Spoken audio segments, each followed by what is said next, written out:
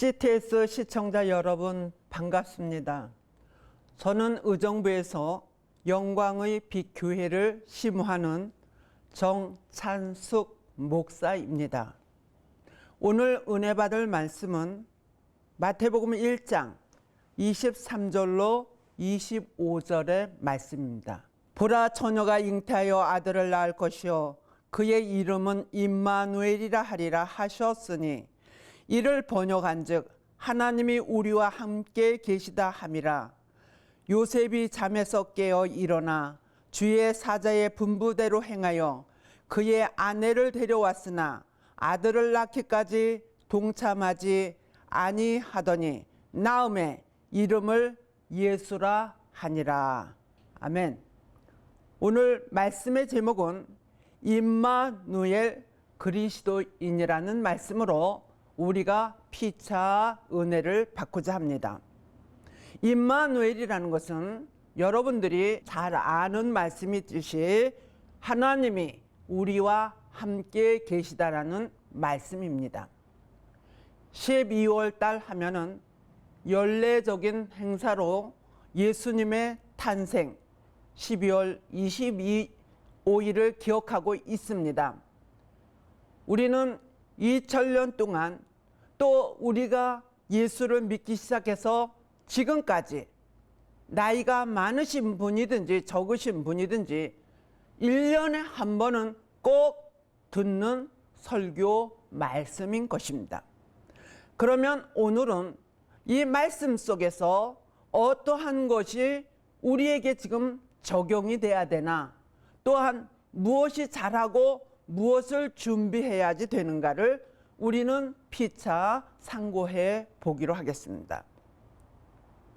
이사야 7장 14절에 처녀가 잉태하여 아들을 낳을 것이요 그 이름을 임마누엘이라 하리라. 예수님이 오실 것을 예언해 나서 700년이 넘어서 예수님은 마태복음 1장에서 태어나신 것을 우리 모두는 너무나도 잘 아는 말씀인 것입니다. 그러나 지금도 우리가 이스라엘도 가봤지만은 통곡의 벽 앞에서 메시아여 언제 오실 것입니까? 그렇게 수도 없는 유대인들이 메시아를 기다리고 있다는 것이에요. 이미 오셨는데 2000년 전에 오셨는데 우리는 누구를 기다립니까? 우리는 재림의 주를 기다리는 신앙인 것입니다. 그러면 이사야가 예언해 놓은 말씀이 구원자를 보내주신다고 예언을 해주셨습니다. 구원자는 똑같아요. 영혼 구원의 구원자, 영육의 구원의 구원자이신 예수 그리스도이신 것입니다. 이사야 9장 6절에 그 분을 기묘자라, 모사라, 전능하신 하나님이라, 영존하시는 아버지라, 평강의 왕이라, 정사와 평강의 더함이 무궁하시다고 말씀하여 주고 계십니다. 그래서 그분은 전에도 계셨고 현재도 계시고 미래에도 함께 하시는 하나님 예수님인 것을, 성령님인 것을 우리는 인식하고 그분을 인정하는 그리스도인이 되시기를 바랍니다. 첫 번째로는 예수님의 신앙을 본받자. 그럼 당연하게 예수님을 본받아야죠. 예수님은 인류를 구원하시기 위해서 오셨습니다. 쟤는 아니고 너야, 그게 아니라 온 인류를 구원하시기 위하여서 오신 것입니다. 예수님이 오셔서 십자가를 지시기 전까지 천국의 복음을 전하여 주셨습니다. 그리고 예수님께서 우리의 죄를 위하여서 십자가에 못 박혀 돌아가셨어요. 모진 고통과 매맞음과 수치함, 부끄러움, 그런 거를 다 짊어지시고 우리가 우리지요. 그렇지만 그 우리 속에 내가 들어갔는지 오늘 이 시간 다시 한번 나를 점검하는 시간이 되시기를 바랍니다. 요한복음 14장 3절에 내가 처소를 예비하러 가노니 처소가 예비되면 다시 너희를 내게로 인도하여 주리라. 아멘. 나로 말미암지 않고는 아버지께로 올 자가 없다고 말씀하여 주고 계십니다. 공자도 아니에요. 소크라테스도 아니에요. 맹자도 아니에요. 그 어떤 이 지상에 있는 신은 절대로 아버지께 인도할 자가 이름이 없습니다. 오직 예수. 그 오직 예수를 오늘 내 마음의 구원자로 받아들이시기를 바랍니다. 두 번째로는 동방 박사의 신앙을 본받자. 동방 박사는 별을 연구하는 자들입니다. 그래서 지금으로 말하면 점성가들이라고 해요. 너무나도 이상한 별, 크고 반짝거리는 별이 나를 따라오라고 말하는 것 같았어요. 그래서 동방박사 세 사람은 그 별을 따라갔습니다. 계속적으로 따라갔어요. 그런데 제일 먼저 도착한 곳이 어디입니까? 해롭궁이에요. 해롭궁에 너무나도 화려하고 아름답고 큰 곳이었어요. 그런데 거기에서 무슨 큰 징조가 나타날 줄 알았는데 해롭궁에서는 아무 징조가 나타나지 않았습니다. 아우, 여기가 아니구나. 일어서려고 할 때 헤롯이 뭐라 그럽니까? 박사님들 지금 또 어디로 가시려고 합니까? 네, 우리는 지금 별을 따라왔는데 그 별은 정말 크실 왕이 태어날 별 같습니다.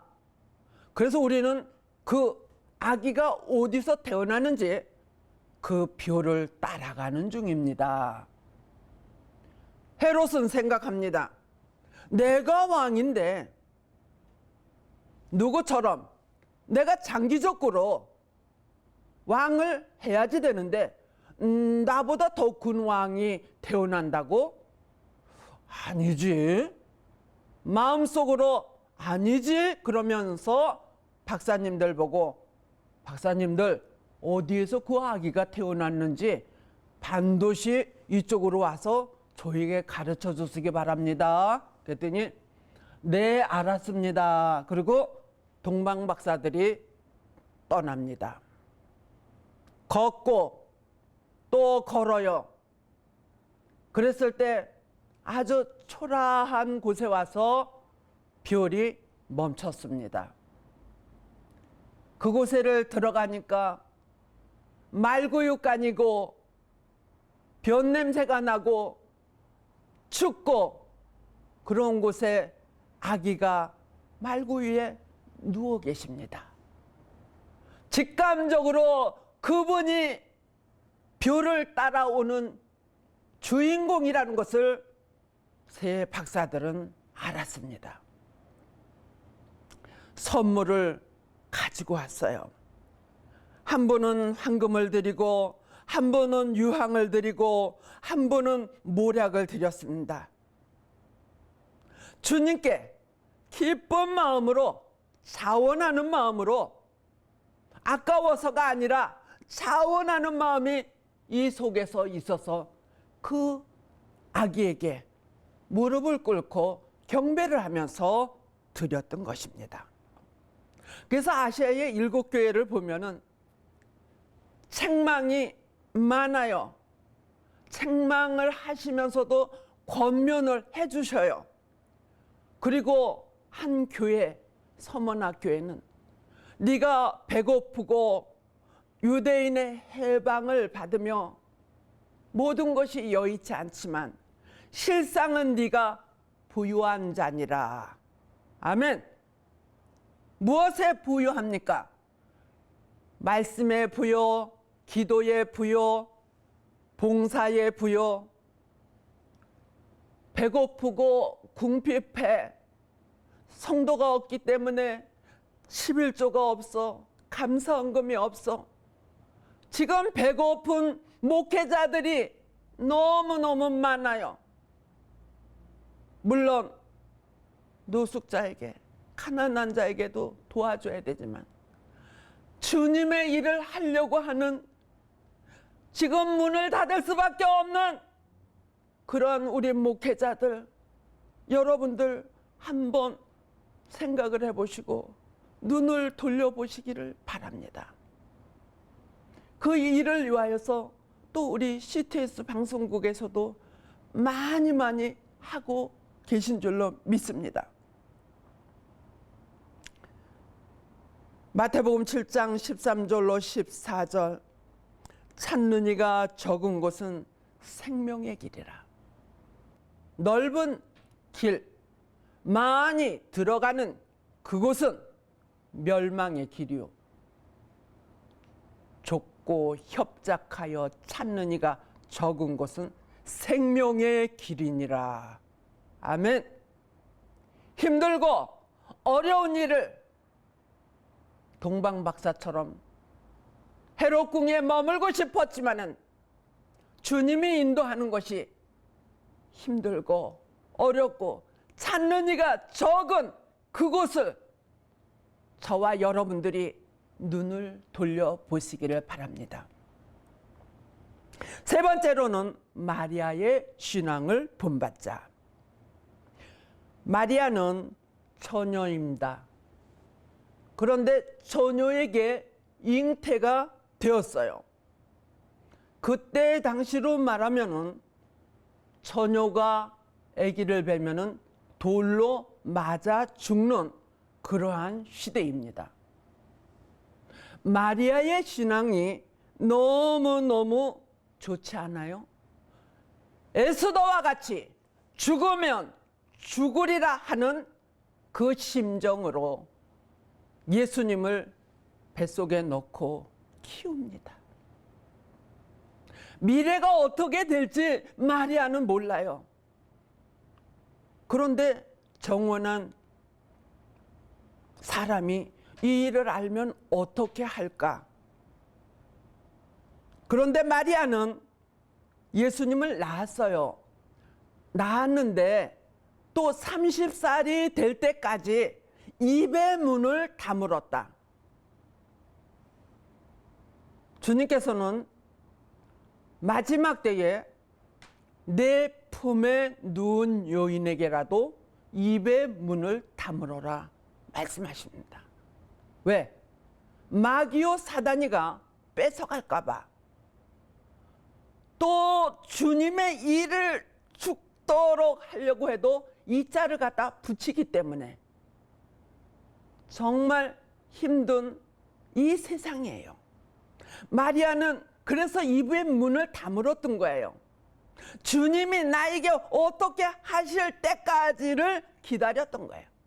그래서 때를 기다릴 줄 아는 자가 되어야 되고 인내하는 자가 되어야지 되는 것입니다. 원망하고 불평해서는 절대로 안 되는 것입니다. 가나의 혼인잔치에 참석했을 때 마리아는 예수님이 이제 때가 되어서 이적과 기적을 베풀어 주실 것이라는 것을 알았습니다. 포도주가 떨어졌어요. 예수님이 무엇라 말씀하시든지 당신들은 그대로 하시기 바랍니다.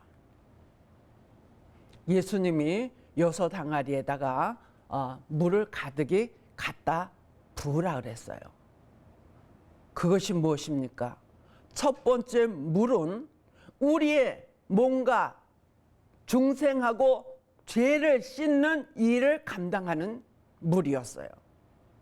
두 번째 물은 우리를 씻겨주는 것도 되지만은 더 좋은 포도주가 되는 말씀을 축적하는 거예요.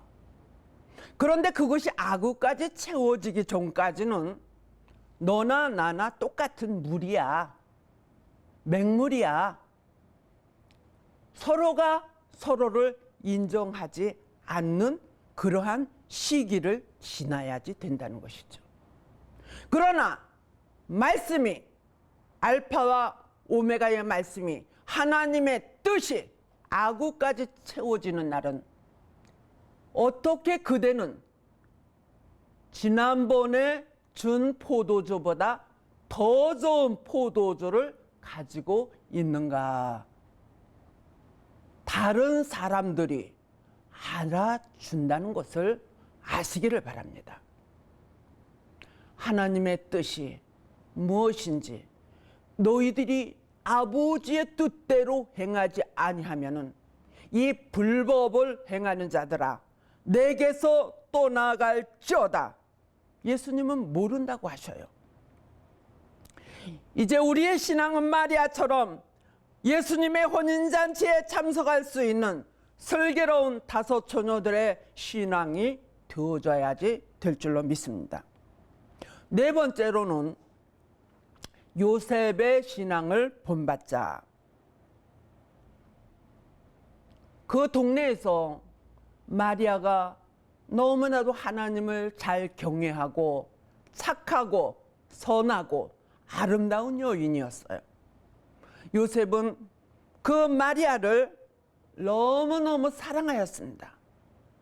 그런데 어느 날 보니까 자기가 사랑하는 자를 건드리지도 않았는데 배가 불러오는 거예요.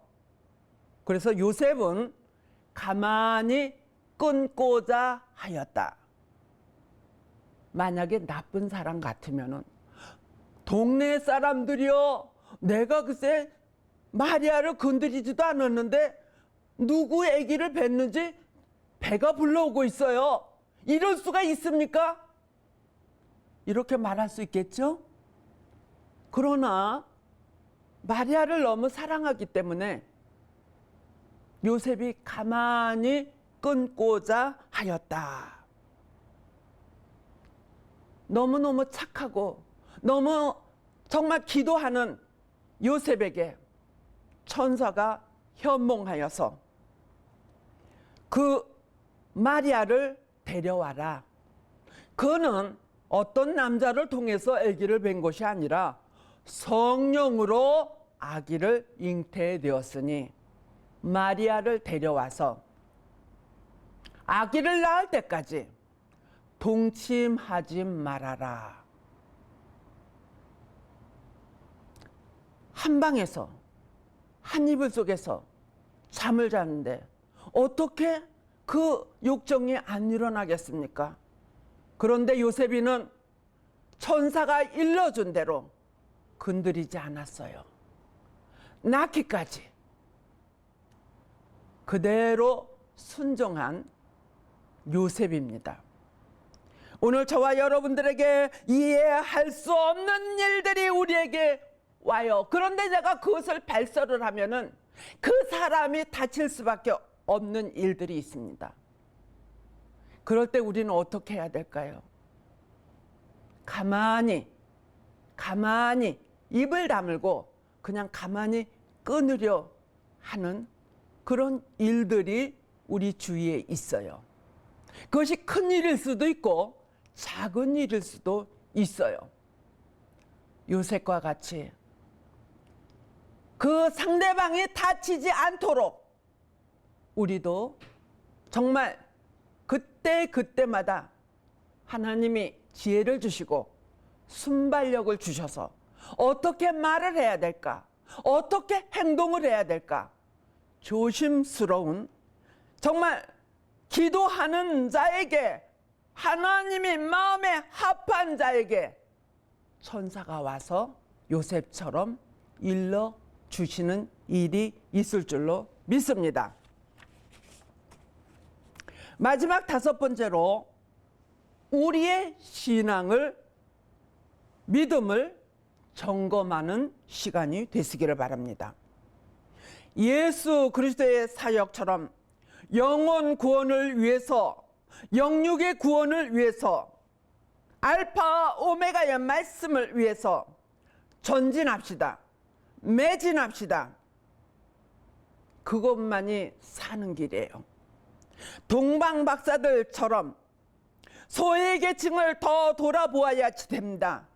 교회와 성전을 찾아가 예배를 정성껏 드리고 작은 예물이라도 동방박사와 같이 자원하는 마음, 더 드리지 못하여서 아쉬워하는 마음으로 주님의 이름으로 하시기를 바랍니다.